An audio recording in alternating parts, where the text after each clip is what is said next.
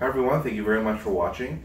In this video, I'm going to go through some of the steps that's required in regards to testing the vehicle, testing your battery to know if it's working or not, and what the couple little intricacies you can see to kind of get it up and running and to know what's going on. I'm also going to go a little bit in depth into some of the background behind it, so let's take a look into that. And also if you need to pull the battery out. So let's get started.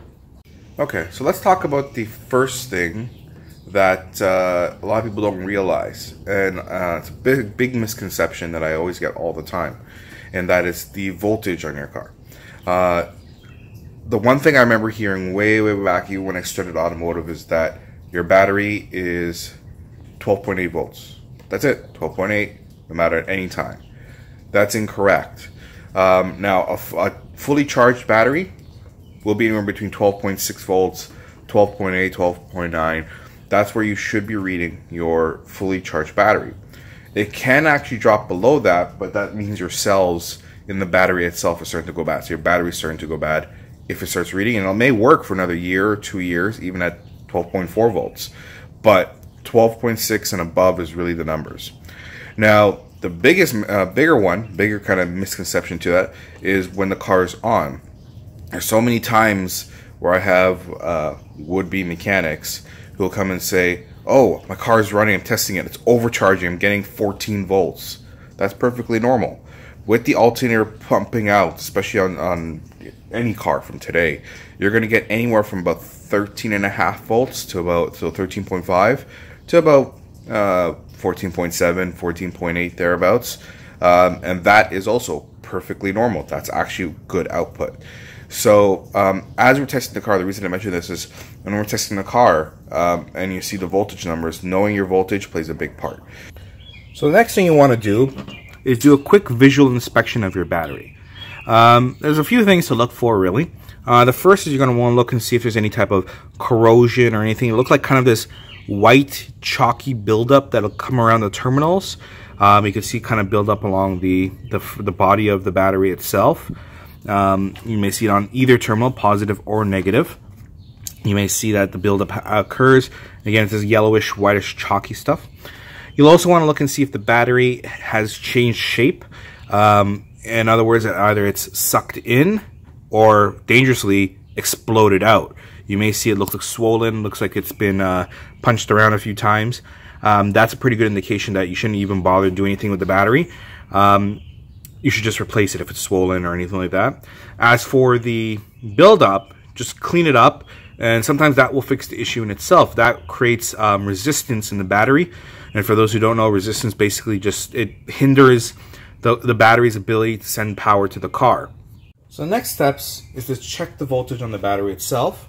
For this, you'll need a digital multimeter, which you can pick up very cheap now. You can get a basic one that does everything you need to do for like 20, 30 bucks, even less. So, you know, one of these are handy to have if you're going to be, you know, your do-it-yourself mechanic. So anyways, the first thing you do, we just got to ground these out, and you just do that by touching the terminals. This particular, if you notice that, aside from missing one of the little LEDs there, if you're seeing a slight difference in voltage, like if it's on not touching anything, they should read 0, but sometimes you may see it says 0.32 or 0.22, something like that. We just touch this and that grounds it out. Now from here, all you're going to do with the battery connected, or you can disconnect it to be extra safe, is you're going to touch your positive terminal right here, and you can touch it, and then you're going to touch the negative, and that should give you a reading. So if you see, I'm reading 12.4 volts. So this battery, as you see on here, is in the process of degradation. It should be reading 12.6 or higher. 12.4 though, car still starts, still running. On this battery, it'll still run for quite some time. But as you can see from that number, it's a little bit lower. Sorry about the noise as we run the engine, but I just wanted to show you with the car running what the voltage you'll get. So again, you just ground out your terminals, and then again, positive. Here I have the positive down. Can't really see it. I want to make sure you're getting everything in the shot, but you get the idea. And then down here. Now again, I'm missing an LED in the middle, but that's supposed to read 14.7579. So 14.7 essentially volts is what I'm getting out of the alternator. fun fact, if you are testing that out and there's no real change in the voltage, or it's minimal, let's say you're going from 12.8 to, I don't know, 13 or something, you may have a problem with your alternator output. But that's another story for another time. So, you've tested your voltage now. What do you do next? So, we're going to do two parts into this video. The first thing is if your voltage is reading perfectly fine. So if you're getting 12.6, 12.8, 12.9, then your battery's perfectly fine. Maybe you need to clean up the terminals. We'll talk about that. If you're reading the voltage and it's lower than 12.6, 12.4, going down 12.2, 11.9, then what you should be really looking at is replacing your battery. Now you could do things like trickle charge your battery or anything like that, but let's talk about really just getting the battery out, putting a new one in. So I'll show you some tips on how to take the battery out. But first thing first, let's talk about if your voltage is fine. So now, what do? What's next? Well, my recommendation is first to check your connections and make sure they're connected nice and tight. So you want to make sure that if you're pulling on this, these should not come off. Shouldn't be wobbly, shouldn't be loose. They should be tight, they should be firm. There should be no space or gaps in between your connections, or some batteries have side terminals, and if they have side terminals where you screw them in, they should be screwed nice and tight, not over tight, probably till hand tight, and then another quarter turn with a wrench. That's all that it really should be. If all that looks good, then you'll want to disconnect it, and again, disconnect your negative, which is the black cable first. And in case you want to know, most batteries have a label. In this case here, if you look, you see this. Let's see if I get a good angle here. There you go. You can kind of see it right there. It's got a little plus, that's positive, and a little minus, that's negative. So you want to look for that. You disconnect your negative first, be safe. Once you disconnect that, then you can disconnect your positive.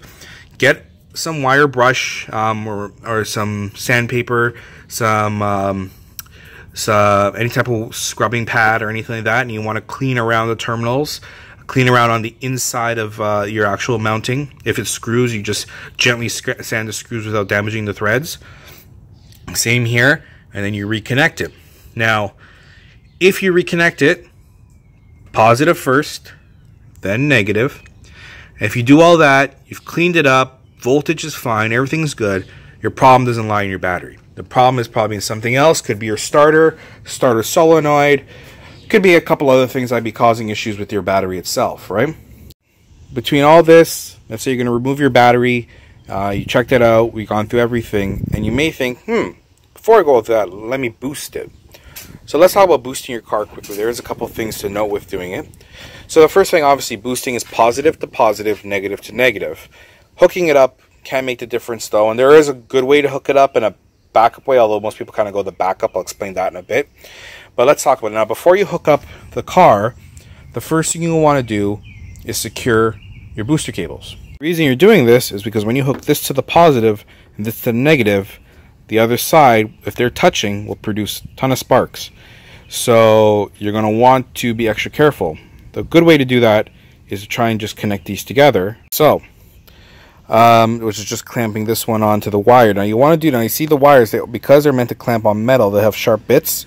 You want to make sure if you're putting this through, you're not putting the sharp bit on here, because it could theoretically, possibly, puncture the wire, and of course then you're going to just have the same problem there. You're going to have the power converting through, and it's going to create a lot of sparks and issues. So once you secure the side, this is the side that's going to go on the dead car. So that's the side you secure, and then you take care on the positive on the car that's doing the boosting. That all I'll do is I'll hook up the positive first,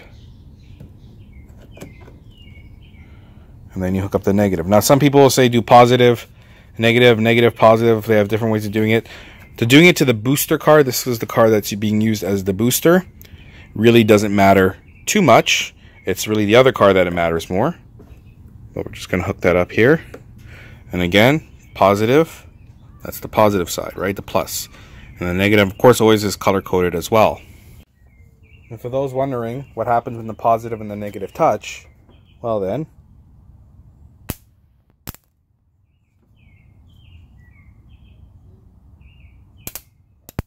you get it, right? That's why you don't do it. Okay, and then the next thing you do is you hook up to the dead car. Now, even in this case, which you saw earlier in the video, let's just say the battery is available. The first inclination, of course, is just a positive to positive, negative to negative. That's the part I was talking about. It's called technically the backup way. There's actually a term for it, but I call it the backup way. The reason for that is because that's the quickest, most direct way, but it's not always the best way. Now, some cars, for example, like this one here, because the battery is completely concealed, actually has a separate spot on the fuse box right here. So we hook that up to the positive. Now, with that said, in this case here, this car has a separate point called the ground. You see that? And that would hook up there. But let's just say you have a car that's not like that. There's another way to go about it. Now, I'm not going to bother to go to another car. I actually could go to my Grand Prix, but I won't bother. A lot of times, the way to do it, even if there's not a ground, is don't hook up directly, and your battery is perfectly available. Don't hook up this. You hook up to your positive, either a positive on the battery, or if it has a special point like this. This here, if it doesn't have a special ground like this does, you can hook up to a ground point. Now, for example, what some will use under here is where you would have the 3 chassis bolts for the struts, and use that or something. You don't go directly negative first. There's a reason for that. A lot of people wonder why. Why would you bother? Just go positive, negative.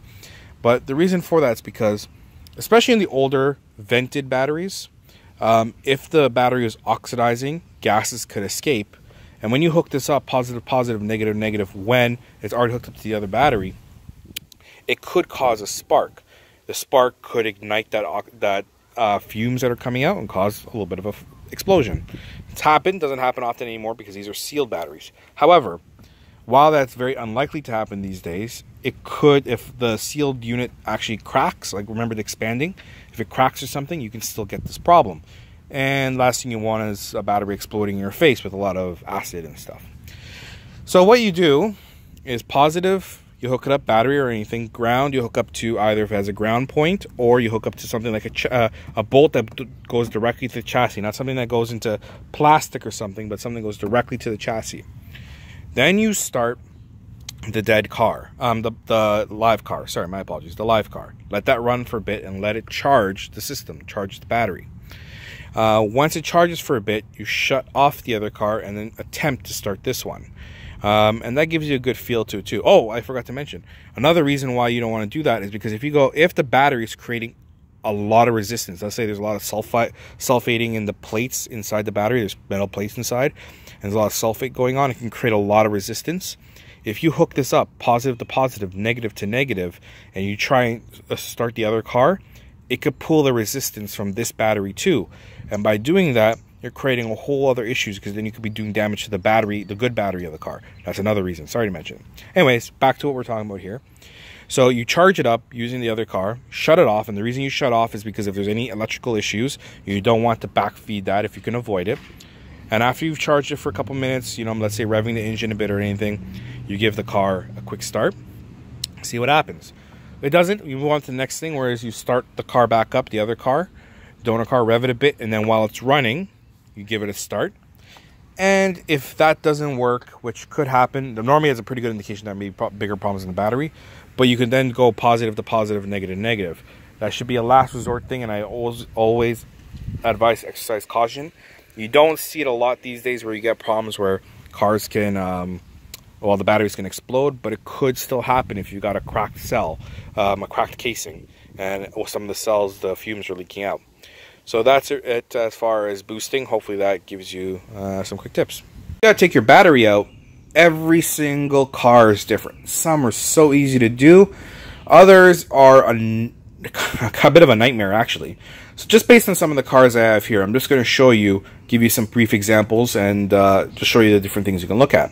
This is, of course, my car. For anyone who watches the videos, this is my car, my personal car.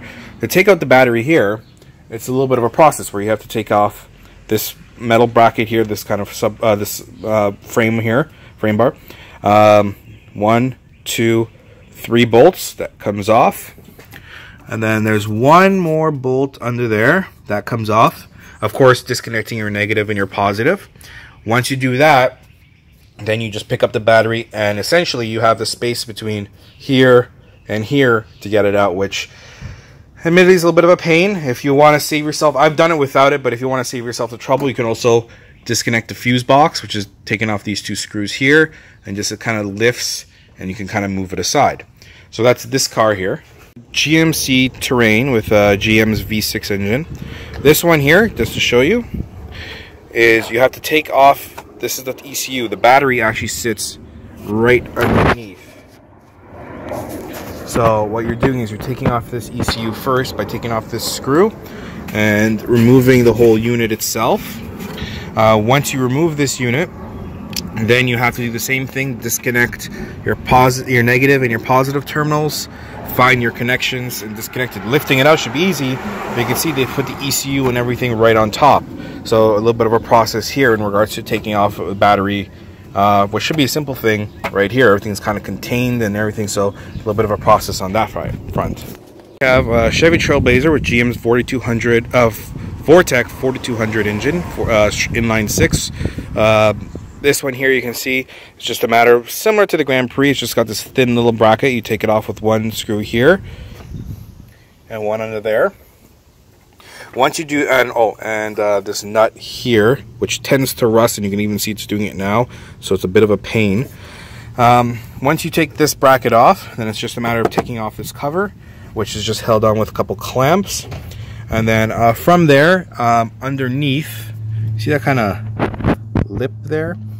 Underneath there, it's got a little, one of those things I showed you on the Grand Prix earlier, where it's got one of those metal pieces that go over. It's like a bracket, and you got to take that off. So that's what's holding the battery in place.